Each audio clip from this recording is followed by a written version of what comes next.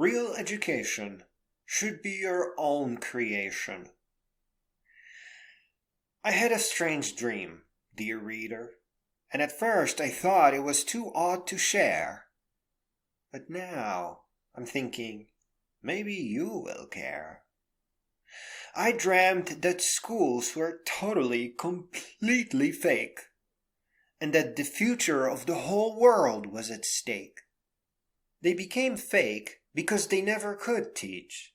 No teacher has ever had that kind of reach. Eventually, it just became all make-believe, and school became a real thief. It stole knowledge from you. It did it to get the teachers paid through.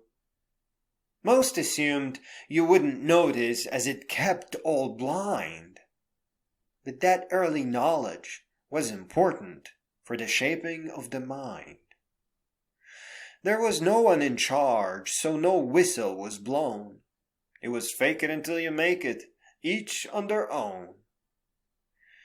They wrote tests to keep the scores within range, to stay below all radars and to resist any improvement or change.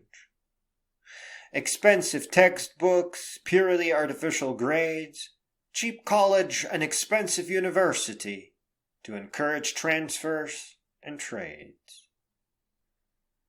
The students who did well, they had to keep quiet to pass.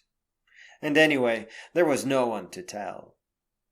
They had to work thrice as hard, working with tutors and in groups, jumping stupid hoops, making pointless and crazy loops.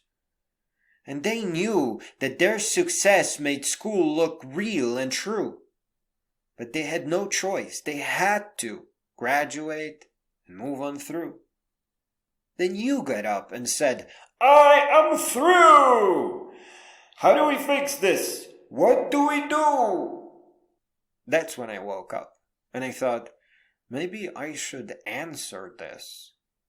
And the first thought that came to my mind was, knowledge is bliss.